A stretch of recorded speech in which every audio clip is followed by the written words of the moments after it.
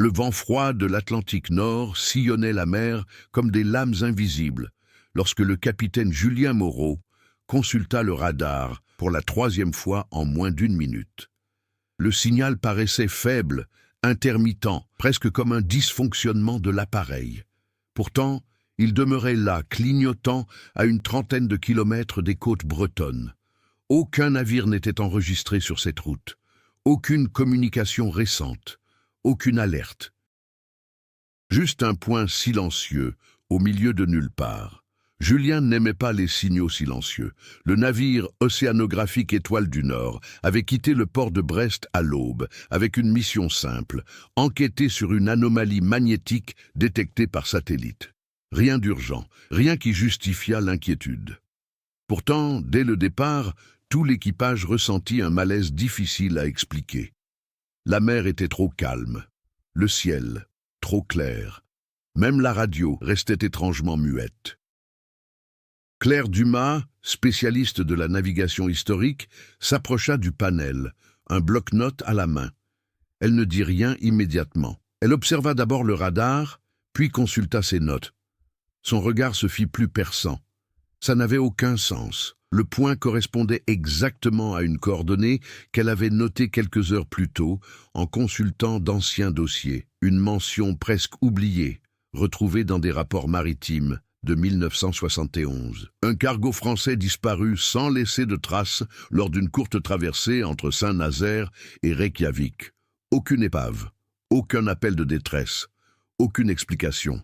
Nom du navire, Montclair. Claire avait inclus ce cas dans son rapport par simple curiosité historique. Elle ne s'attendait à aucun lien avec la mission actuelle. Mais à présent, le point précis sur le radar figurait exactement là, comme si quelqu'un avait marqué le passé. Julien se pencha en avant. « S'agit-il d'interférence » L'opérateur secoua lentement la tête. « Il ne semble pas.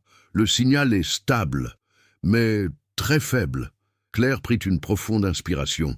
« Capitaine, il y a quelque chose à cet endroit. Ou plutôt, il y en avait. » Julien ne répondit pas immédiatement. Il tourna la molette de grossissement du radar. Le point devint une silhouette floue. Un objet allongé, statique. Aucun transpondeur actif. Aucune identification automatique. Un navire. Mais aucun navire n'était prévu dans cette zone. Le silence dans la cabine devint pesant. Le bruit du moteur semblait lointain. Julien prit sa décision sans en faire tout un plat. « Changeons de cap. Vérifions. » L'Étoile du Nord changea lentement de cap. Sa coque fendit l'eau avec douceur, tandis que l'équipage échangeait des regards discrets. Personne ne parla du malaise grandissant. Personne ne mentionna l'incident de 1971, mais tous y pensaient. 40 minutes plus tard, le brouillard commença à se former. C'est arrivé trop vite. L'horizon disparut le premier. Puis la mer prit une teinte grisâtre, comme si le monde s'effaçait couche après couche. La visibilité chuta à moins de 50 mètres. Julien ordonna de réduire la vitesse. Puis la silhouette apparut. Grande, sombre, propriété. La coque émergea lentement du brouillard, comme révélée peu à peu. De la rouille suintait le long des flancs. Les vitres étaient opaques. Aucune lumière, aucun bruit, aucun mouvement. C'était un vieux cargo. Claire sentit son estomac se nouer. L'inscription sur le côté était partiellement effacée, mais restait lisible. Montclair. Personne ne parla pendant quelques secondes. Julien s'approcha prudemment du navire.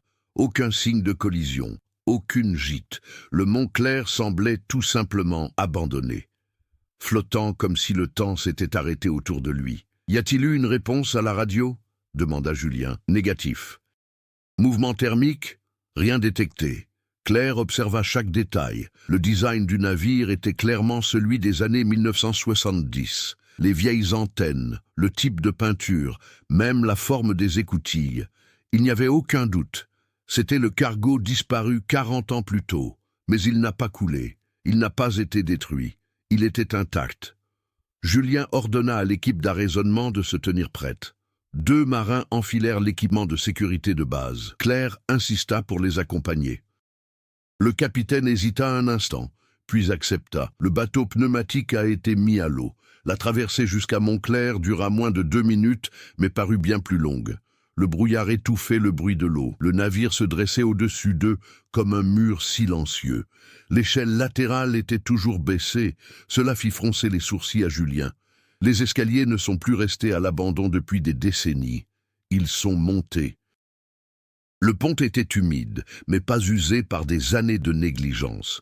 Il n'y avait pas d'épaisse couche de sel, ni de végétation marine importante. On aurait dit que le navire avait été laissé là, récemment. Claire regarda autour d'elle. Une chaise posée au sol, un câble qui se débranche, une porte entr'ouverte. Tout semblait interrompu en plein milieu d'une action. Julien poussa la première porte. L'intérieur était silencieux. L'air semblait immobile. Il n'y avait pas cette forte odeur de moisissure qu'on aurait pu craindre. Juste une légère odeur métallique et quelque chose d'indéfinissable. Ils avancèrent dans le couloir. Puis, Claire s'arrêta. Elle baissa les yeux. Marque, pas vieux, trace d'empreintes récentes.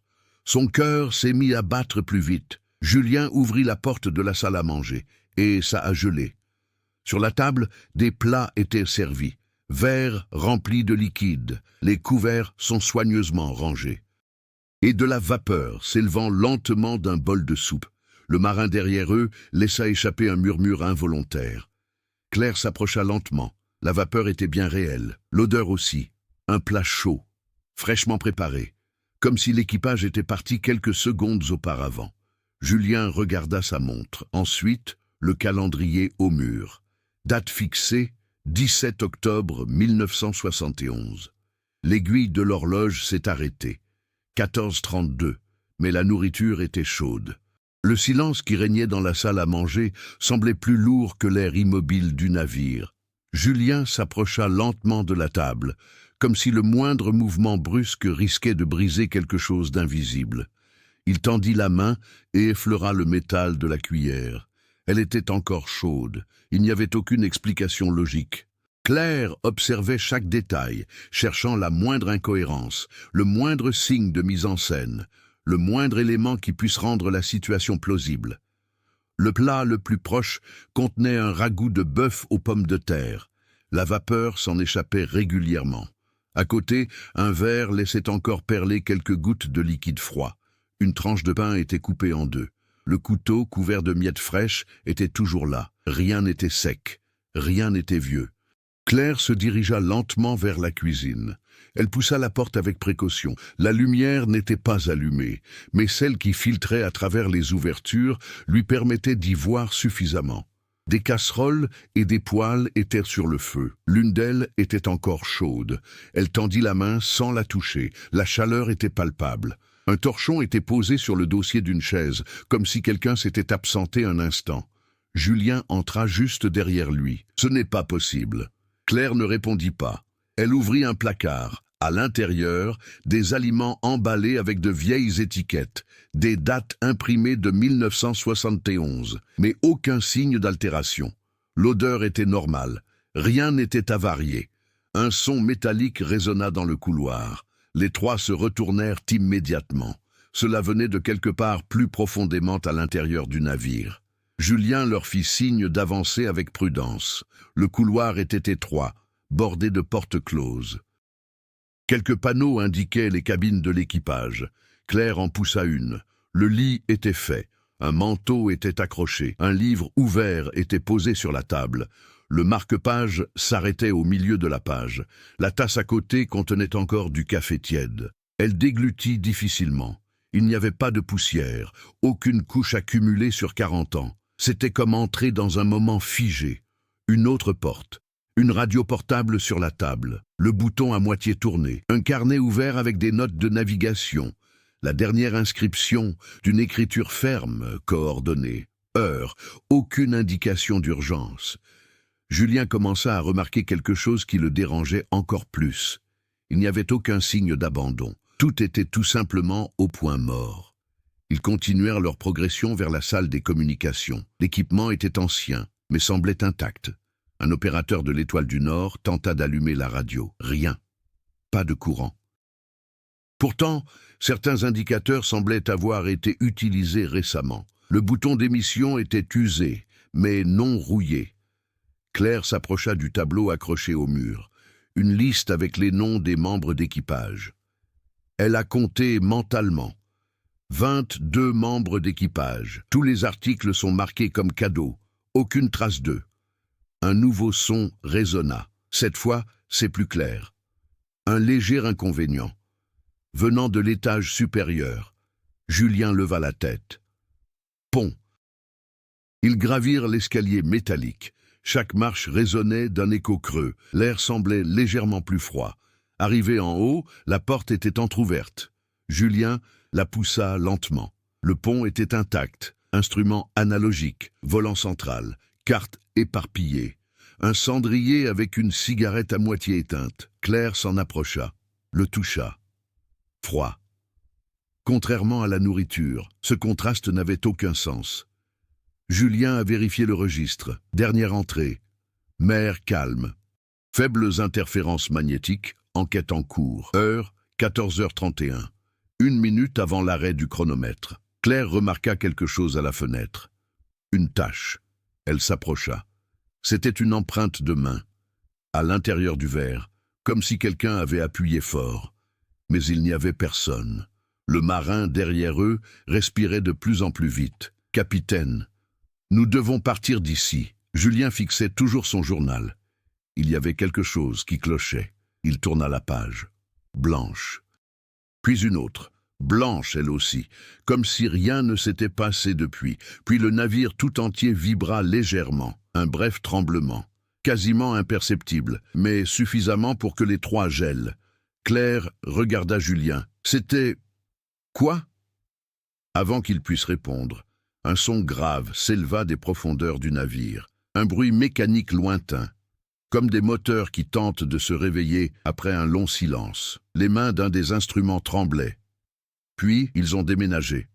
Lentement, seul. Montclair commençait à se connecter. Julien se dirigea aussitôt vers le panneau principal. Les manomètres analogiques vibraient de façon irrégulière, comme si une énergie instable circulait dans les vieux systèmes. Aucun n'avait été activé manuellement. Aucun générateur ne fonctionnait. Malgré cela, les indicateurs de pression commencèrent à monter lentement. Claire recula d'un pas.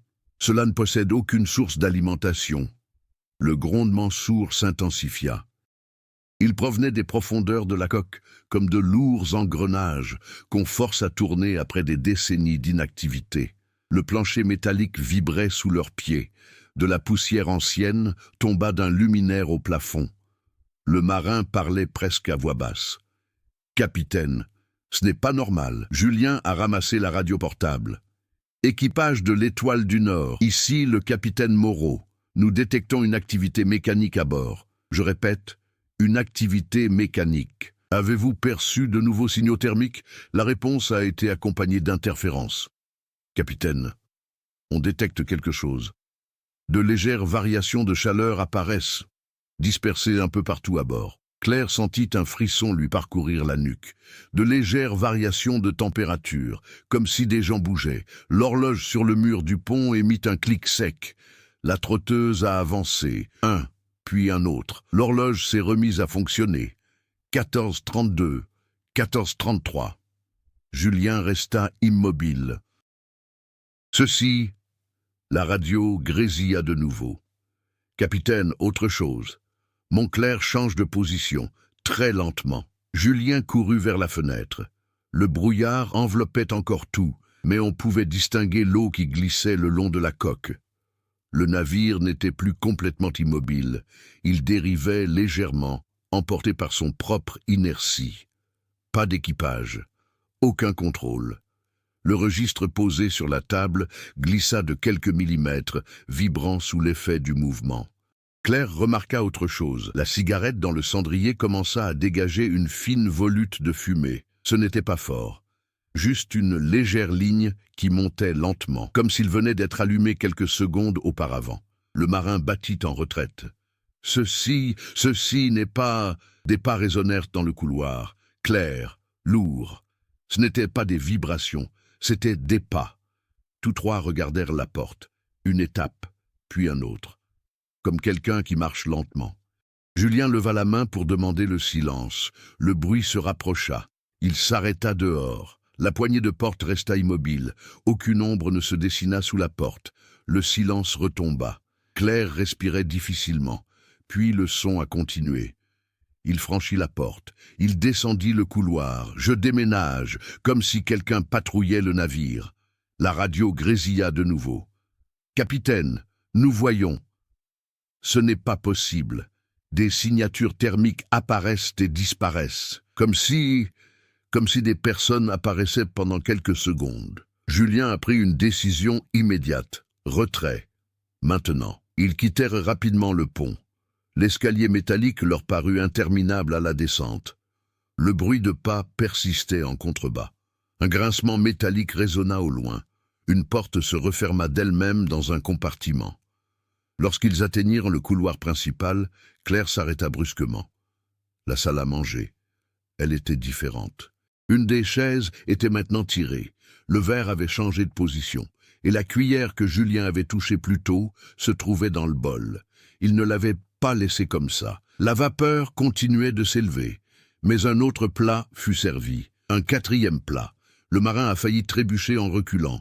Quelqu'un est là. Julien accéléra le pas. Ils s'avancèrent sur le pont. L'air extérieur semblait plus lourd qu'auparavant. Le brouillard tourbillonnait lentement autour du navire. L'embarcation était toujours amarrée sur le côté. Puis, un son métallique résonna derrière eux. La porte donnant sur l'intérieur claqua. Seule, Claire se retourna instinctivement. Et il aperçut quelque chose à travers l'écoutille. Une ombre traverse le couloir. Humain, mais flou, comme désynchronisé avec le temps. Elle s'est figée. L'ombre s'est arrêtée. Il se tourna lentement vers elle. Et il a disparu. Julien la tira par le bras. Maintenant! Ils descendirent rapidement l'échelle.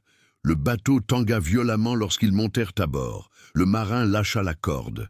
Le moteur démarra. Le Montclair resta sur place, enveloppé de brouillard. Mais la radio s'est remise à grésiller. Le capitaine Montclair accélère. Julien se retourna. La silhouette du cargo se déplaçait lentement, dans le même sens que l'étoile du Nord, comme s'il suivait.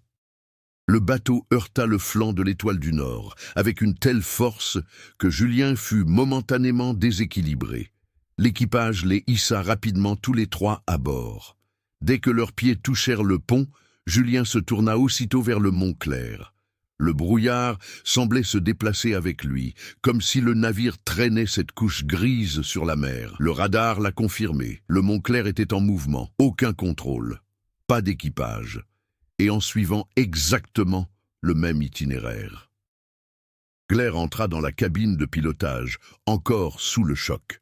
L'opérateur désigna l'écran. La vitesse était faible mais constante. Il ne s'agissait pas d'une simple dérive. Il y avait une inertie. Ce n'est pas un courant océanique, a déclaré l'opérateur. Julien acquiesça d'un signe de tête.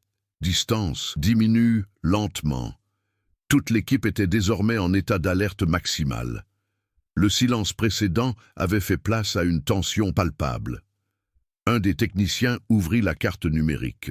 L'itinéraire suivi par le Montclair croisait exactement la trajectoire qu'il avait empruntée en 1971 avant de disparaître. Claire l'a remarqué en premier. Il refait le même trajet. Julien la regarda. Le même? Elle a désigné les coordonnées historiques inscrites sur son bloc-notes. À peu près la même vitesse, dans la même direction, c'est comme si ça avait repris exactement là où ça s'était arrêté. La radio émettait un crépitement. Ce n'était pas une transmission externe, mais des interférences internes. Un son rauque, presque comme une respiration statique. L'opérateur tenta de régler la fréquence. Soudain, une voix se fit entendre. Déformé, vieux, préparé, le repas, service, 14h30, tout le monde s'est figé. L'enregistrement s'est poursuivi.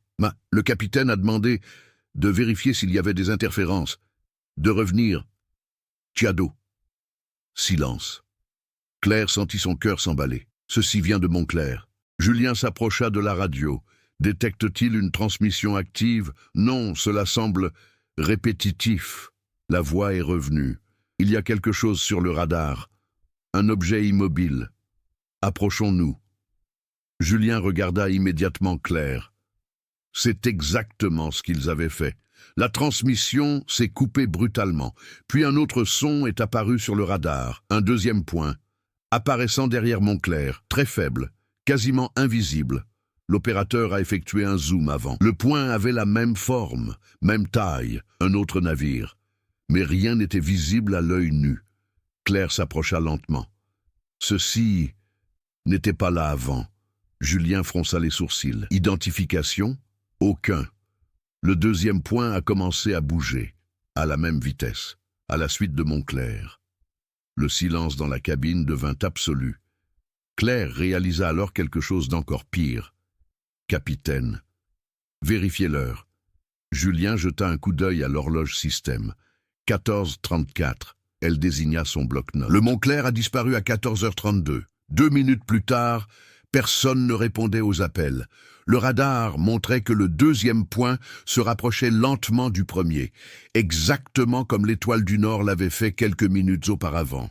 Julien sentit la compréhension surgir soudainement. « Nous voyons le passé. » Claire répondit presque à voix basse. « Ou bien sommes-nous en train de le répéter? Le deuxième point était proche du premier. » À ce moment précis, le majestueux Montclair qui se dressait devant eux vibra. Le brouillard autour de nous s'est intensifié.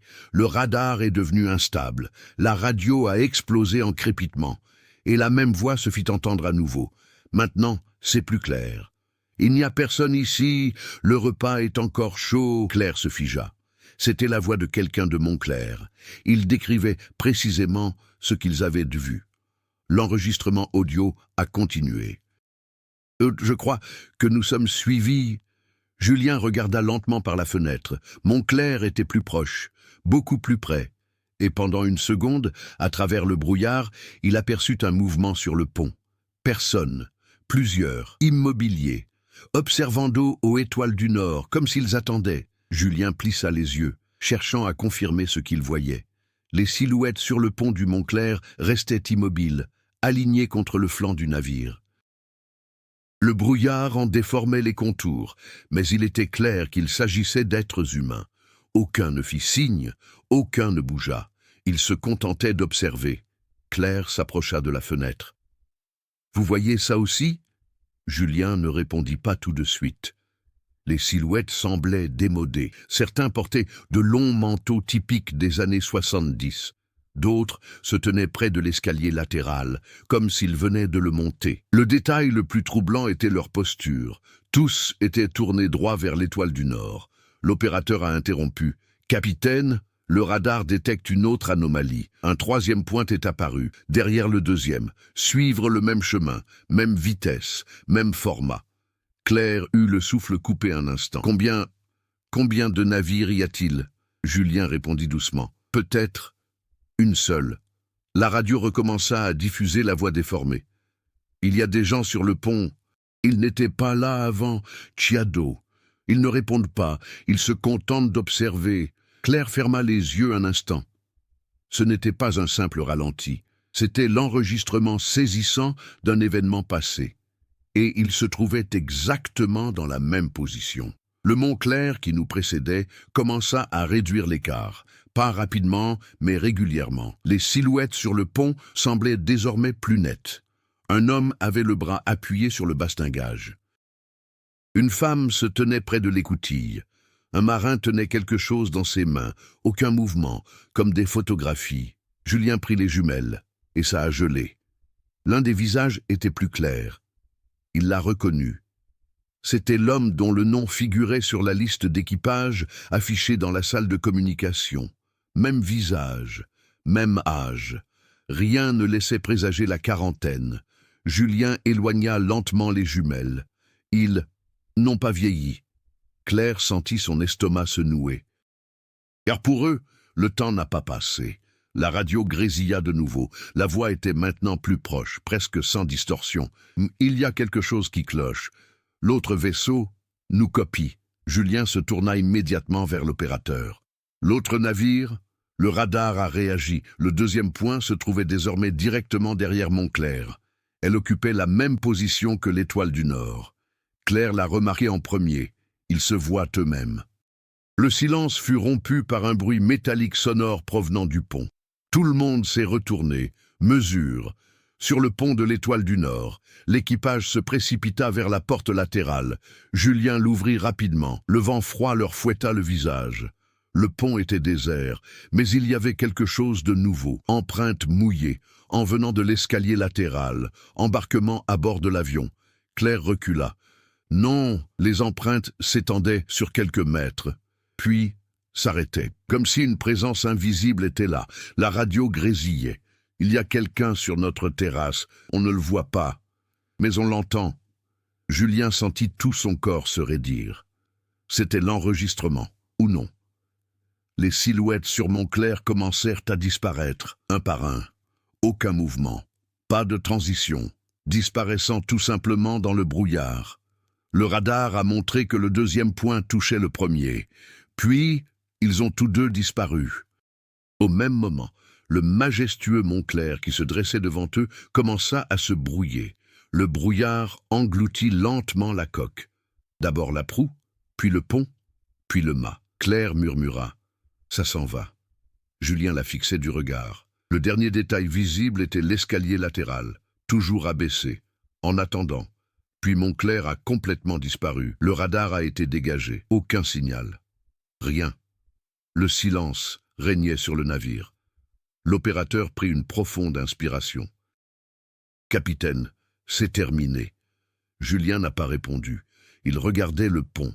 Les traces de pas mouillés étaient encore là. Et un nouveau apparut, juste devant eux. Comme si quelqu'un venait de franchir une nouvelle étape. Personne ne bougea.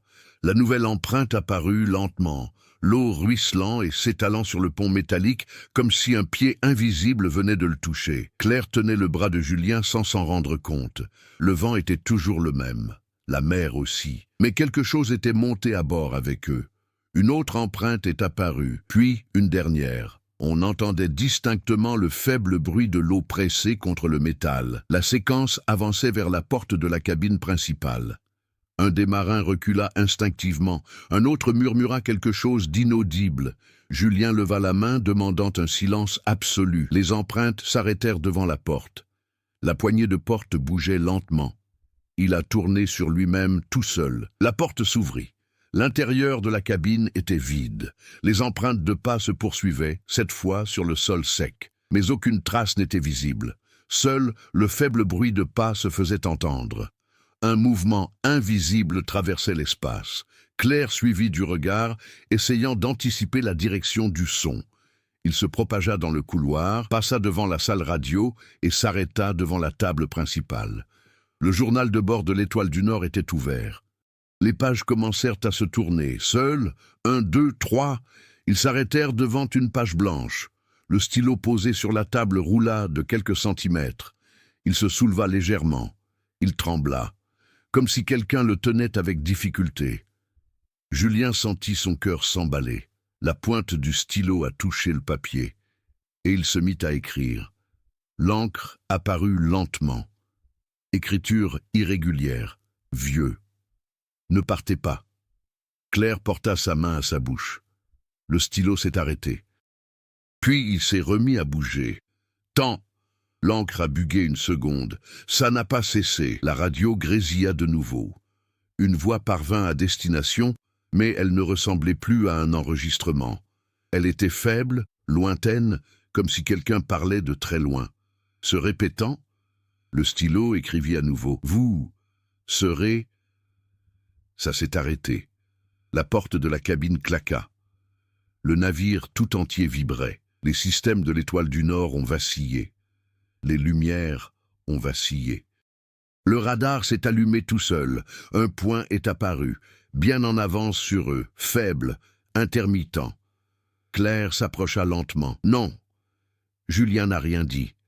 L'idée a pris forme. Une coque, statique. Aucune pièce d'identité. Dans la même position qu'auparavant.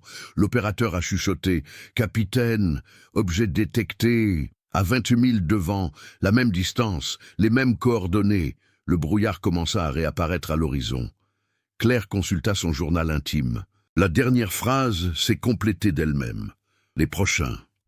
Le radar s'est stabilisé, nom du navire détecté manuellement par l'ancien système, Étoile du Nord.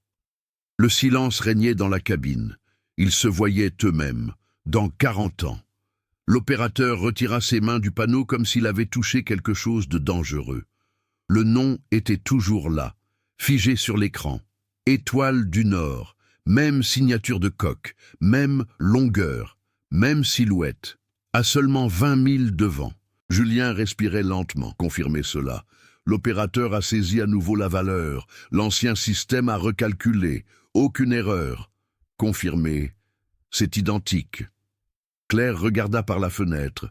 Le brouillard se reformait, dense et silencieux, avançant sur la mer avec la même lenteur qu'auparavant. C'était comme assister au recommencement d'un cycle. La radio se mit à émettre un faible bruit. Ce n'était pas une interférence ordinaire. On aurait dit un écho. Il y a quelque chose sur les radars. Claire ferma les yeux. C'était la voix de Julien. L'enregistrement s'est poursuivi. Vérifions. L'opérateur se tourna lentement vers lui. Capitaine, c'est votre voix. Julien ne répondit pas. Il se contenta de suivre le point sur le radar. Le navire devant lui demeurait immobile, exactement comme le mont Clair était apparu.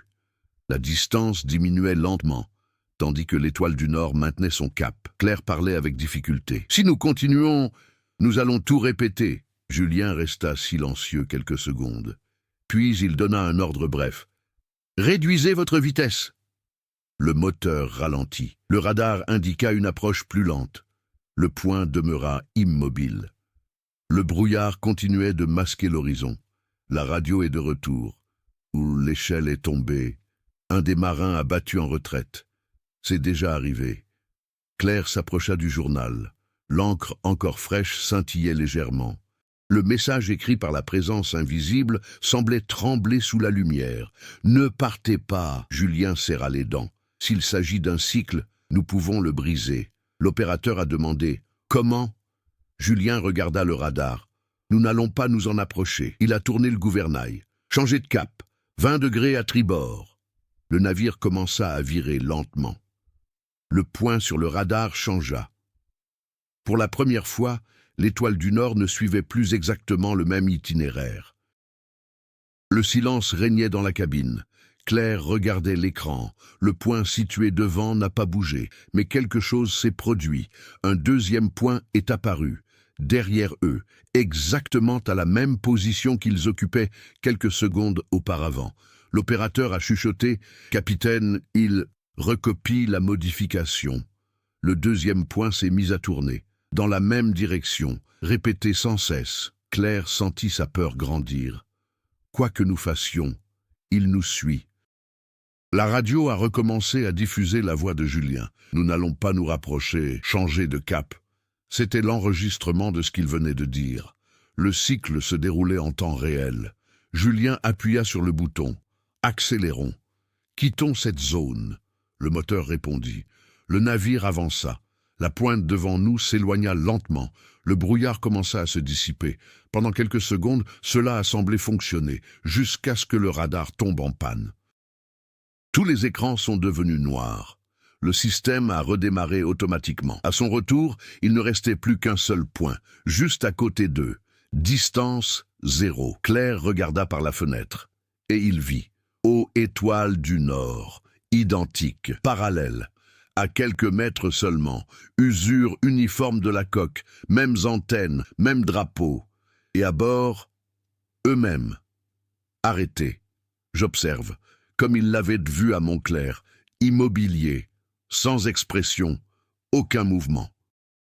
Julien, depuis l'autre navire, leva lentement ses jumelles, et elle le regarda droit dans les yeux, comme si l'on reconnaissait le moment précis où tout allait recommencer. Julien ne pouvait détacher son regard. L'autre navire était si proche qu'il distinguait les moindres détails. Les raflures sur le bastingage, la tache de peinture délavée près de la proue, même la corde mal enroulée qu'il avait remarquée le matin même. Tout était identique, parfaitement identique. Et sur le pont, le reste de l'équipage restait immobile. Claire s'approcha lentement de la fenêtre. Elle se vit. De l'autre côté, même posture, Même vêtements. Le même carnet serré contre sa poitrine. L'autre Claire ne cligna pas des yeux, ne laissa pas transparaître sa respiration. Elle se contenta de regarder. La radio s'est remise à grésiller.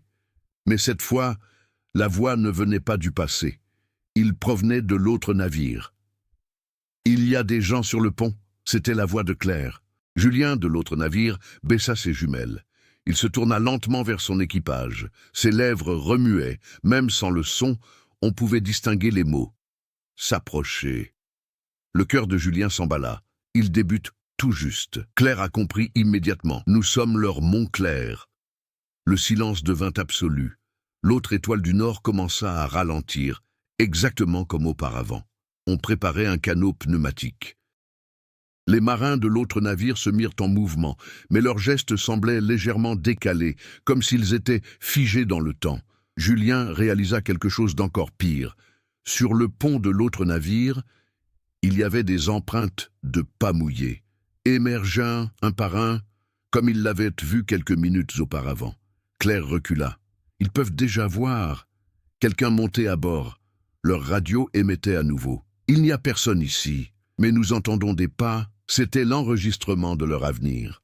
Julien serra le poing. Si elles augmentent, le cycle se poursuit. L'embarcation de l'autre navire toucha l'eau. 2 marins en descendirent. L'autre Claire insista pour les accompagner. L'autre Julien hésita, puis accepta. Exactement pareil. Claire murmura « Nous l'avons fait ».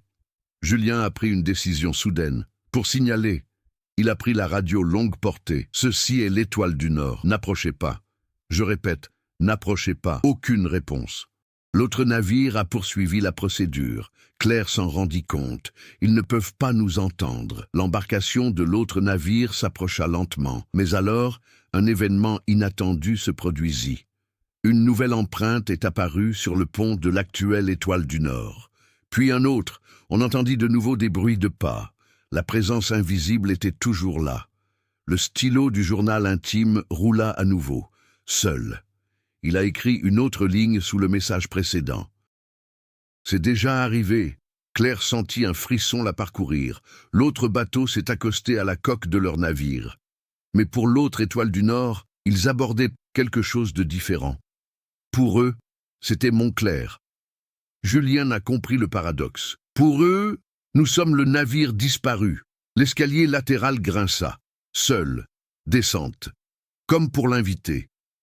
Les marins de l'autre navire commencèrent à monter à bord. Mais, pour Julien et Claire, il n'y avait personne. Pourtant, le métal vibrait sous le poids.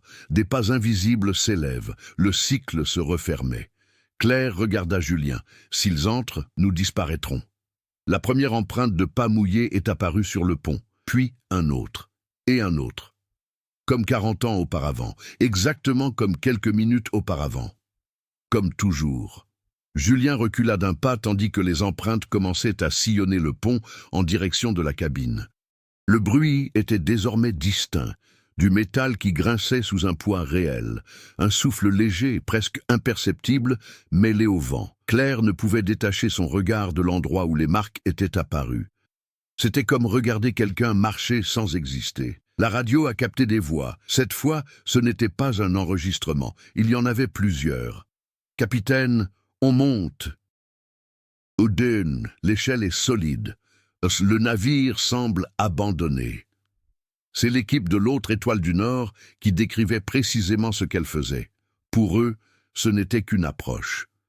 Pour Julien, c'était le début de la disparition. La porte de la cabine s'est ouverte toute seule. Les pas invisibles firent leur apparition. Le registre tourna une autre page. Le stylo se redressa. Il a écrit « Maintenant ». L'autre navire commença à disparaître lentement. D'abord, les contours de sa coque devinrent flous. Puis le mât apparut déformé, comme vu à travers l'eau. Claire le remarqua avant tout le monde. Nous échangeons nos places. Julien courut à la fenêtre. L'autre étoile du Nord devenait plus nette, tandis que la leur se brouillait.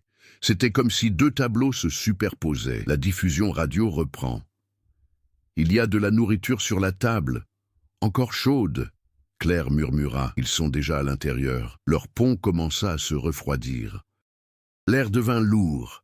Un brouillard plus dense qu'auparavant les enveloppa. L'horizon disparut. La mer se tut. Plus aucun bruit au loin. L'opérateur a crié « Capitaine !» Nous perdons le signal partout. Le radar a clignoté. Il a été supprimé.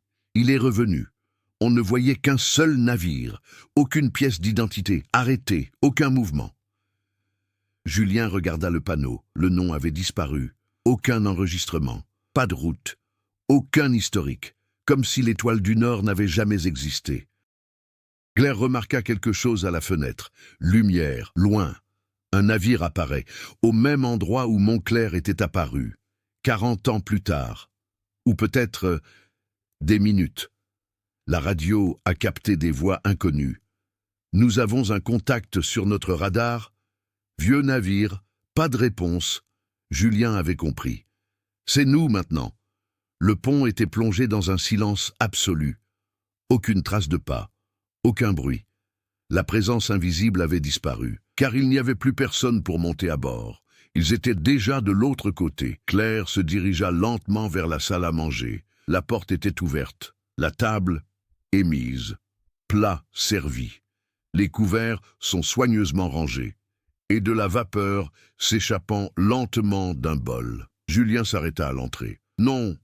Claire s'est rapprochée du mur. Un calendrier, date fixée, 17 octobre. L'année n'était pas terminée. Les 2 derniers chiffres étaient floutés, comme si la décision n'avait pas encore été prise.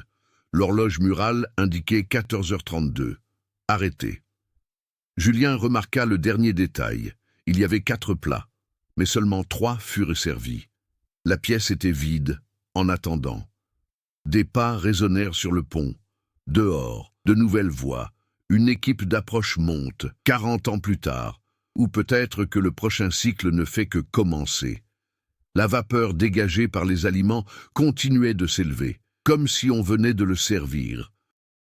La porte de la salle à manger resta ouverte, tandis que les pas à l'extérieur se faisaient plus distincts. Le bruit métallique de l'échelle qu'on utilisait, le léger impact des bottes sur le pont, des voix étouffées qui tentaient de garder le contrôle de la situation.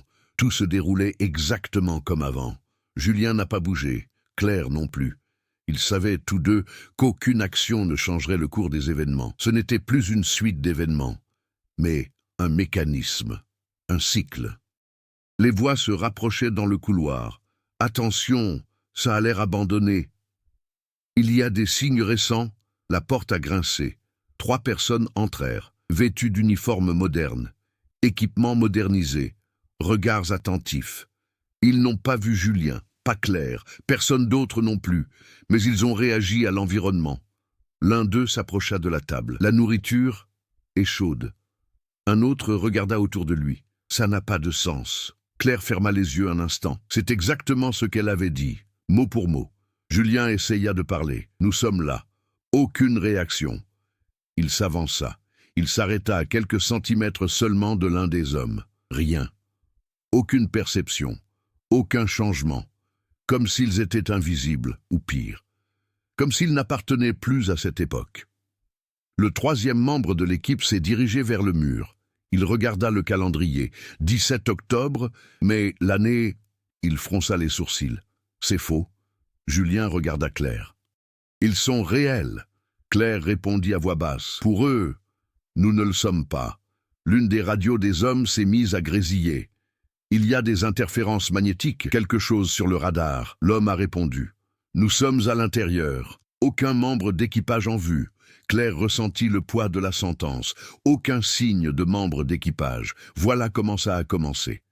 Julien remarqua quelque chose qui bougeait sur la table. La cuillère. Il trembla légèrement. Seul. L'homme le plus proche s'est figé. Avez-vous vu ça? Les 2 autres ont regardé. Silence. La cuillère est tombée dans le bol. Le son résonna dans la pièce. Claire murmura « Ils vont se rendre compte ». L'homme recula d'un pas. « Nous ne sommes pas seuls ». La radio a explosé en crépitement. Une voix s'est fait entendre. Vieux, déformé. « Ne sors pas ». Les 3 hommes se regardèrent. Qui a dit ça? Julien regarda Claire. C'était nous. Le cycle n'était pas qu'une simple répétition. C'était un problème de communication. fragmenté, imparfait. Mais vive la vie! Claire s'approcha du journal intime dans la cabine. Le stylo était toujours là. Elle hésita un instant, puis il a essayé de l'attraper. Cette fois, leurs doigts se sont touchés. Les yeux de Julien s'écarquillèrent. « Pouvez-vous le faire ?» Claire prit une profonde inspiration. « Peut-être. Pouvons-nous intervenir maintenant ?» Elle prit le stylo et prit le papier. Ma main tremblait, mais l'encre est apparue. Elle écrivait lentement « Ne pas embarquer ». Dans la pièce voisine, l'un des hommes accourut vers la radio. « Nous recevons des messages écrits. Ce n'est pas possible. » Un autre a crié « Je pars d'ici, maintenant !» Les trois se retirèrent, rapides, effrayés. Les voix s'estompèrent au loin. Des pas descendirent l'escalier. Le silence retombe. Claire laissa tomber le stylo. Ça a marché. Julien regarda par la fenêtre. Le brouillard commença à se dissiper. La mer réapparut. Le radar a clignoté. Un point a disparu, puis un autre. Le système a redémarré. L'écran est redevenu propre. Pas de navire. Aucune anomalie. Claire sourit, épuisée. Il a terminé. Julien n'a pas répondu. Il regardait son journal intime. La phrase qu'elle avait écrite était toujours là. Mais en dessous, une autre ligne est apparue. Seule, en utilisant la même vieille écriture. Trop tard. La radio a crépité une dernière fois. « Capitaine, nous avons changé d'avis. Nous allons enquêter. » Claire se figea. Julien ferma lentement les yeux. Dehors, le brouillard commença à revenir. Le brouillard s'est levé plus vite que jamais. L'horizon a disparu en quelques secondes, engloutissant la mer autour du navire. Le silence est revenu, lourd, définitif. Claire fixait toujours la phrase dans son journal. L'encre semblait fraîche, comme si elle avait été écrite à l'instant même. Trop tard. Julien s'approcha lentement de la fenêtre. Il savait déjà ce qu'il allait voir avant même de regarder. Pourtant, lorsque la silhouette commença à émerger du brouillard, le choc fut inévitable. Un navire, grand, sombre, propriété. Les lettres sur le côté devinrent visibles à mesure qu'il s'approchait. Montclair. Claire sentit son corps se refroidir. « Nous sommes revenus à la case départ. » Julien répondit à voix basse. « Non, nous sommes en avance sur lui. » Le Montclair semblait intact, exactement comme on l'avait trouvé. L'échelle latérale était déjà descendue. Aucun mouvement sur le pont, aucun bruit, juste une présence silencieuse en attente. Mais Claire remarqua alors quelque chose de différent. Il y avait plus d'une silhouette dans le brouillard. Une autre forme est apparue derrière Montclair, puis un autre, 3 navires, arrêtés, alignés, chacune avec une apparence légèrement différente, des décennies différentes, des peintures différentes, des antennes différentes, comme si des navires d'époques différentes avaient été capturés au même endroit. Julien murmura « Combien de cycles ?»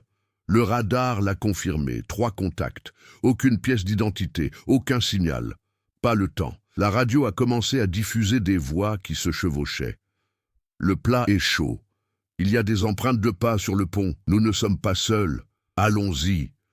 Les phrases se mélangeaient, provenant d'années différentes, d'équipes différentes, mais toutes répétant le même schéma. Claire recula. Ils étaient tous piégés. Julien observa les 3 silhouettes, et ça continue de se produire. Une lumière s'est allumée à Montclair. Seul, puis un autre sur le 2e navire, puis un autre au 3e étage, comme si chaque cycle était actif simultanément. Claire sentit quelque chose dans sa poche. « Votre carnet !» Elle l'a ouvert. Une page autrefois vierge portait désormais des inscriptions. Ce n'était pas la sienne. « Si vous lisez ceci, c'est qu'il y a encore une chance. » Julien s'approcha. Cela n'existait pas. Claire tourna la page. Plus de texte. Le brouillard n'arrête pas les navires. Elle prit une profonde inspiration. Et alors, elle a tourné la dernière page. Le brouillard entrave la prise de décision. Julien a compris en premier. Nous faisons toujours le même choix. Claire regarda par la fenêtre. L'escalier Montclair attendait. La décision a toujours été de monter en grade. Elle ferma le carnet. Alors nous n'irons pas. Julien était d'accord. Ils restèrent immobiles, sans donner d'ordre, sans se rapprocher, sans répéter. Les 3 navires restèrent sur place, arrêtés, en attendant. Le temps semblait s'étirer. 1 minute, 2, 5. Le brouillard commença à se dissiper, lentement. Les silhouettes devinrent moins nettes. Le radar a commencé à perdre le signal. Claire retint son souffle. Le premier navire a disparu, puis le deuxième, puis le troisième. La mer était vide, la radio s'est tue. L'horloge murale s'est remise à fonctionner. 14h33, après 14h34. Julien regarda autour de lui. Tout est normal. Aucune empreinte. Absence. Pas de cycle. Claire laissa l'air s'échapper lentement. C'est terminé. Julien acquiesça. 40 ans plus tard, un satellite météorologique a enregistré un phénomène inhabituel dans l'Atlantique Nord.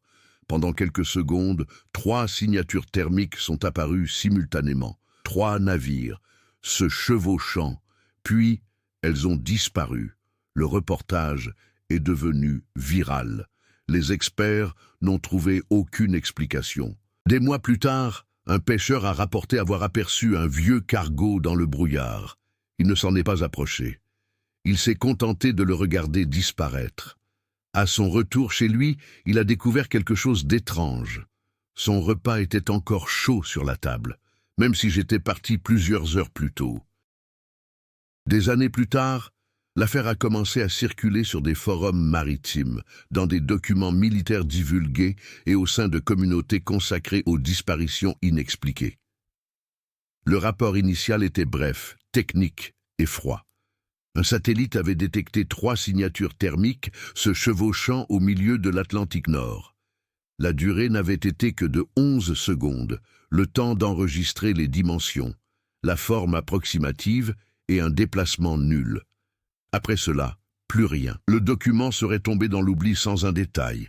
Les 3 signatures correspondaient à des navires de différentes décennies. Un modèle de cargo des années 1970, un navire scientifique moderne, et un 3e navire qui ne correspondait à aucun document connu. Lorsque le fichier a fuité, la théorie s'est rapidement répandue. Les experts ont tenté de l'expliquer par une erreur thermique, un chevauchement numérique ou une défaillance orbitale. Aucune hypothèse ne permettait d'expliquer l'ensemble des données. La position correspondait aux mêmes coordonnées que celles où Montclair avait disparu en 1971. L'affaire a pris de l'ampleur lorsqu'un 2e élément de preuve a émergé. Un enregistrement radio, trouvé dans d'anciennes archives de surveillance maritime française. L'enregistrement audio était daté récemment, mais son contenu semblait remonter à plusieurs décennies. Il commençait par des parasites, puis une voix masculine se faisait entendre clairement « Il y a quelque chose sur le radar, approchons-nous ». Quelques secondes plus tard, une autre voix, celle d'une femme. La nourriture est encore chaude. L'enregistrement s'est terminé par une 3e phrase, ne pas embarquer. L'enregistrement audio est devenu viral. On a commencé à recouper les données. La première voix n'a jamais été officiellement identifiée, ni la seconde. Mais des enquêteurs indépendants ont remarqué un détail troublant. Les 2 voix avaient été enregistrées avec du matériel différent, à des décennies d'évolution technologique de distance, comme si 2 époques avaient été capturées simultanément. L'affaire a suscité un intérêt international. Des émissions d'investigation, des documentaires et des analyses techniques ont été publiées. Aucune explication définitive n'a été trouvée, seulement des hypothèses. Mais le détail le plus troublant est apparu 41 ans après la disparition initiale. Un navire de recherche civile traversait la même zone lorsqu'il a détecté une anomalie magnétique. L'équipage a décidé de ne pas s'approcher et est resté à distance, se contentant d'observer. Le brouillard s'est formé rapidement, comme décrit dans des rapports précédents. Ils n'ont pas avancé, ils n'en ont pas parlé, ils n'ont pas réitéré cette décision. Et alors, ils virent. Pendant quelques secondes, 3 vaisseaux émergèrent du brouillard, un vieux cargo, un navire scientifique moderne et un 3e, partiellement visible, tous immobiles. Puis ils disparurent ensemble. L'équipe est rentrée au port et a documenté l'incident. L'histoire a été relayée par la presse et s'est rapidement répandue. La vidéo, bien que floue, a été analysée des milliers de fois. Aucun signe de montage n'a été constaté. Le plus étrange est arrivé plus tard. Un des membres d'équipage, de retour chez lui, trouva le fourneau encore allumé. Une marmite de soupe chaude s'y trouvait encore. Il vivait seul. Il était parti le matin même. L'horloge de la cuisine s'était arrêtée. 14h32. L'histoire est devenue virale. Plusieurs théories ont émergé. Boucle temporelle, anomalie magnétique, distorsion de la réalité, écho temporel maritime. Aucune n'est prouvée, aucune n'est exclue. Aujourd'hui encore, les navires qui franchissent ce point de coordonnées signalent un point commun. Brouillard soudain, interférence radio, et parfois, un point faible sur le radar. La plupart des gens l'ignorent, une certaine approche. Aucune de ces dernières sociétés ne soumet de rapport complet. Des décennies après que l'affaire ait fait grand bruit, ces coordonnées furent évitées par de nombreuses routes commerciales. Il n'y avait pas d'interdiction officielle, seulement une recommandation informelle circulant parmi les capitaines expérimentés. Certains parlaient de superstition. D'autres préféraient ne pas prendre de risques. Malgré tout, il arrivait que quelqu'un traverse la zone. En 2019, un cargo a signalé de brèves interférences radar. Aucune confirmation n'a été donnée. En 2024, un navire météorologique a enregistré un brouillard soudain en haute mer. Aucune explication n'a été fournie. Les deux navires ont poursuivi leur route sans enquête, mais le détail le plus curieux est apparu quelques semaines plus tard sur un forum maritime. Un utilisateur anonyme a publié la photo d'un vieux radar montrant un contact isolé. La légende était brève. Je ne me suis pas approché. L'image ne montrait qu'un point faible, immobile, en attente. Et vous, que feriez-vous si, en plein océan, vous aperceviez surgir du brouillard un navire disparu depuis des décennies? Vous approcheriez-vous pour enquêter, ou changeriez-vous de cap en faisant comme si de rien n'était? Des histoires comme celle-ci continuent d'émerger, racontées par des marins, des pêcheurs et des équipes de recherche, toujours avec les mêmes détails. Le silence, des interférences radio est quelque chose qui attend d'être découvert. Le plus effrayant n'est peut-être pas le navire, mais la décision d'y monter. Si cette histoire vous a captivé jusqu'ici, partagez-la avec quelqu'un qui, comme vous, s'intéresse aux mystères inexpliqués et laissez un commentaire pour nous dire ce que vous auriez fait. Et si vous souhaitez entendre d'autres histoires de disparitions troublantes comme celle-ci, abonnez-vous à la chaîne pour ne manquer aucun reportage.